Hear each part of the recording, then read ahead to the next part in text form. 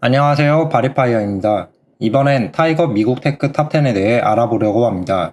먼저 어떠한 ETF인지 알아보겠습니다. 21년 4월 8일 상장된 ETF로 미국 나스닥 시가총액 10개의 종목을 한 종목당 20%가 넘지 않도록 제한을 두었으며 시가총액에 대한 가중평균 방식을 토대로 운영됩니다. 리밸런싱 주기는 분기 단위로 3월, 6월, 9월, 12월에 이루어집니다. 나스닥 지수를 추종하는 QQQ가 100종목이라면 이건 그보다 적은 10종목에 집중적으로 투자하는 걸 의미합니다. 더불어 미국 주식에 대한 인기가 올라감에 따라 운영되는 자금은 3년 만에 2조 원을 돌파했습니다. 그리고 보수는 ETF치곤 다소 높은 0.49%로 1000만원 투자 시 연 약 5만원의 비용이 나가게 됩니다. 그럼 24년 5월 4일 기준으로 어떠한 종목들을 담고 있는지 보겠습니다. 비중이 큰 순서대로 마소, 애플, 구글, 엔비디아, 아마존, 메타, 브로드컴, 테슬라, 어도비, 시스코 시스템으로 구성되어 있고 상위 6개의 종목 비중이 88.57%이기에 다소 비약하면 나스닥 6등까지 묶은 ETF라 할 수도 있을 것 같습니다. 다만 10등까지 시총 비중대로 담았고 리밸런싱이 이루어지기에 시장의 대세 종목이 달라지면 이를 따라갈 여지를 남겨둔 상태입니다. 조금 더 나아가 흔히 빅테크라 부르는 종목들 외에 약 7%의 비중을 차지하고 있는 어도비, 브로드컴, 시스코 시스템에 대해 알아보면 브로드컴은 데이터 센터, 자동차, 통신 관련 반도체 제품을 판매하고 시스코 시스템은 네트워킹 장비 시장에서 독점적 지위를 가지고 있으며 어도비는 제가 배우는 포토샵, 프리미어와 같은 제품을 팔고 사용료를 받는 회사입니다.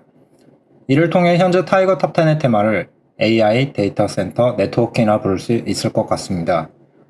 다음은 종목별 주가 현황을 24년 5월 4일 기준으로 올해 들어 상승 중인 종목과 하락 중인 종목으로 나누어 보겠습니다. 먼저 올해 상승 중인 종목은 마소, 구글, 엔비디아, 아마존, 메타, 브로드컴이고 하락한 종목은 테슬라, 애플, 어도비, 시스코로 6종목은 상승, 4종목은 하락했으나 상승폭이 하락분보다 크고 고환율이 더해져 ETF는 연초 대비 20% 상승한 상태입니다. 그런데 한동안 하락하던 애플과 테슬라가 최근 급등을 보여주며 다시금 힘을 내는 모습을 보면 아직도 상승 여력이 남아있다 판단됩니다. 이제 제가 타이거 탑10을 매수하는 이유를 3가지 말해보겠습니다. 첫 번째는 저는 원래 QQQ를 매달 한 주씩 매수해봤는데 이제 주당 가격이 비싸 부담이 되는 상황에서 주당 가격이 저렴한 미국 테크 탑10이 눈에 들어왔습니다. 두 번째는 앞으로 AI 데이터 센터와 같은 성장성이 높은 미래 먹거리는 엄청난 투자금이 필요하고 이를 감당할 수 있는 빅테크에서 선점하는 모습을 보며 빅테크 투자에 대한 생각이 과거보다 좀 더 긍정적으로 바뀌었기 때문입니다. 더불어 정치적 경제적 이슈로 사실상 미국 외의 타 국가 기업과 경쟁 구도조차 만들어지지 않는 현 상황을 보면 AI 이후에 로봇과 우주 산업에서도 선점할 가능성이 높다 생각했습니다. 다만 물은 고이면 썩게 되기에 종목을 선택했다가 저의 판단이 틀릴 가능성도 반영하여 ETF를 선택했습니다. 세 번째, 파란색의 나스닥 지수와 붉은색의 탑10의 수익률 변화입니다. 나스닥보다 탑10이 좀 더 높은 수익률을 보이고 있습니다. 하루하루는 크게 차이 나지 않아도 시간이 지나면 저 차이값은 면적만큼 늘어나기에 상당히 매력적으로 보였습니다.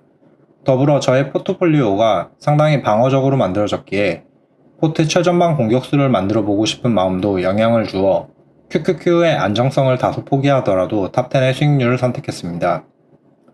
이러한 이유로 타이거 탑10을 매수하다가 이건 좀 이상하다 생각하는 게 하나 생겼습니다. 나브, 순자산 가치값 오차에 관한 관리입니다. 순자산 가치는 ETF가 담고 있는 미국 주식의 현재 가치로 미장이 종료되고 한국 시장에서 거래될 때는 값이 환율에 따라 등락하는 정도만 생각했는데 최근 4월 25일과 26일의 괴리율을 보면 마이너스 2.56%에서 3.19%까지 움직였음을 알 수 있습니다. 그런데 당시의 환율 변동폭을 보면 0.3%도 안 되었습니다. 그렇다면 매수 매도의 쏠림 현상 때문인가 싶어 거래량도 체크해봤지만 평소와 크게 다르지 않았네요. 이러한 현상을 토대로 시총 2주의 규모를 운영하지만 관리가 잘 안되어 나브값 오차가 크게 벌어지는 날이 있다 생각됩니다. 이를 활용하면 나브값보다 과하게 빠진 날 매수하면 다음날 개장 시 오차만큼의 안전마진을 가져갈 수 있을 것 같습니다. 간단하게 나부값이 마이너스면 살 때 유리하고 팔 때는 플러스인 것이 유리합니다. 그리고 저는 사고 파는 시점을 잘 판단하지 못해 단타를 하지 않지만 가끔 미국 시장이 급락하며 끝났는데 다음날 미국 시장이 열리기 전 한국 시장이 열려 있을 때 대형 호재가 발생해 미국 시장이 열리면 올라갈 거라는 예측이 높아지는 경우가 있습니다. 이때 단기 투자 목적으로 들어가는 방법으로도 ETF를 활용할 수 있을 것 같습니다. 마무리로 국내에 상장된 미국 빅테크가 여럿 있는데 무엇이 가장 좋은지 토론한 적이 있습니다. 이에 대해 제가 내린 결론은 ETF가 포함하고 있는 종목을 비교하고 자신의 투자 목적에 맞는 종목이 더 많은 쪽을 선택하면 어떨까 싶습니다. 여기까지 타이거 미국 테크 탑10을 분석하고 제가 투자하는 이유를 말해봤습니다. 영상 시청해주셔서 감사합니다. 댓글과 구독, 좋아요는 보다 나은 영상으로 보답하겠습니다. 감사합니다.